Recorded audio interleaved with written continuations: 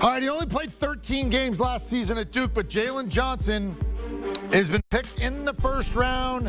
There you go, on his way to Hotlanta. He opted out after the 13 games. And look, Atlanta, they were a very different team. They're 14-20 with Lloyd Pierce, and then Nate McMillan came in, and it clicked. Yeah, sometimes you find the groove. 37-19. They went all the way, beat the Knicks, pulled another upset over Philly, and we're in the Eastern Conference Finals. And now they add a kid that I guess most people won't know much about because he opted out, wasn't part of the NCAA tournament, except that our guys know about him. Matt Norlander and our coach, Avery Johnson. All right, why don't you start here? Opted out. I remember the story, but I didn't watch a lot of the first Baker's dozens of Duke games, so I didn't see him play a lot. So educate me on the player, please. Certainly has plenty of potential. I would say Jalen Johnson and where he was going to get drafted in the first round was the biggest mystery of draft night here. Now he goes to the spot at Atlanta at 20, which is intriguing. Not a ton of buzz about Johnson going to Atlanta heading into the night, but maybe he just fell there and they felt that he was going to be the big win because he has really high upside. The fact of the matter is he had a foot issue at Duke, and he frankly struggled against some of the better teams Duke played early. Now, understandably so. We had a COVID season, and from a day-to-day perspective, Duke was actually, in terms of where the players were living and what they were doing, testing daily, which wasn't the case with every single college team. Duke actually had a more rigorous day-by-day situation with COVID, and it led to a situation, frankly, where Johnson just thought it would be best to step away from the team and try and better position himself. I'm curious if you gave him some truth serum, if you thought he'd be as low as 20 on draft night when he left, if you thought that might have been the case. He can hit big. Certainly, there's a chance here for some steal, for a steal here, because some might argue he's a top 12, 13 prospect in this draft. But I think this is overall, Avery, I think this is actually pretty fair, all things considered, where he winds up landing.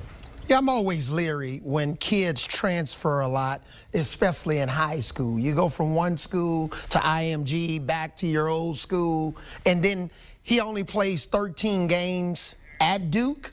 You know, when you're on primetime television every night, and, you know, sure, he had a little bit of a foot injury, so I'm a little bit leery here. We'll see how his game translates. Sure, the kid is an excellent ball handler, post scorer. He's got really good size, but we'll see, you know, how he fits into the culture that the real big man on campus, Nate McMillan, has changed the culture around. That's why the Atlanta Hawks had the success that they had. It's basically Nate McMillan's way or the highway, even though he's an NBA coach. I'm sure Trae Young was probably the vice president of that corporation, too. If Nate McMillan was the president. And it's, you know, their way or the highway. So will Jalen Johnson fit in to their way? You see there, he goes to Atlanta. All right, from 24/7 Sports, Eric Fossey joining us here on HQ. Draft night presented by Jeep. Look, you know, this was a weird year for college basketball in that Carolina, Duke, Kentucky, for example, weren't really players and didn't really do much. And this kid opts out of 13 games. So a lot of people may need to be a little educated when in most years, if you say a Duke player drafted in the first round, we all know who he is and what about him. What do you think with Jalen Johnson to Atlanta? I think that there's a lot that's going into play here. Avery and Matt were kind of dancing around it. Frankly, there were some character concerns about Jalen and how well he plays along with others. And is he a team guy or is he a me guy? And you see that a little bit with the bouncing around and not ever playing a game at IMG and going back. And then, you know, having some injuries, looking great in spots, struggling in others.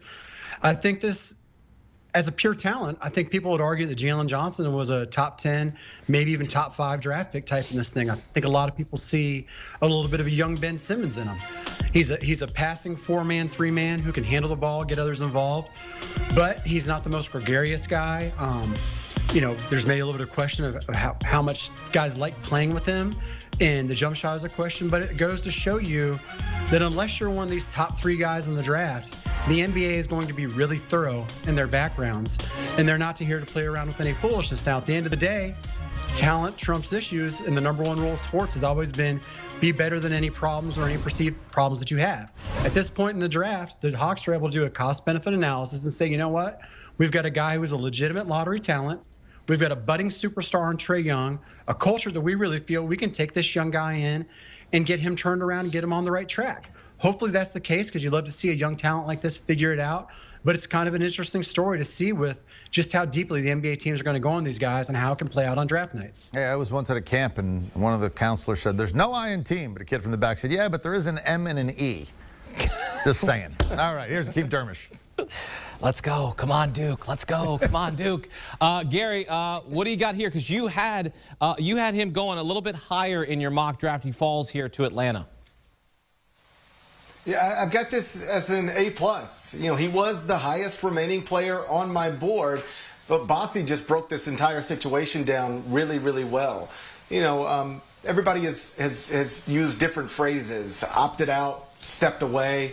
He quit. He quit his basketball team when his role got reduced. That's what happened with Jalen Johnson at Duke. It's not a good look, and it's at least among the reasons he's going 20th instead of 10th, or 20th instead of 5th. That didn't play well with front office executives, but I can't overstate this enough.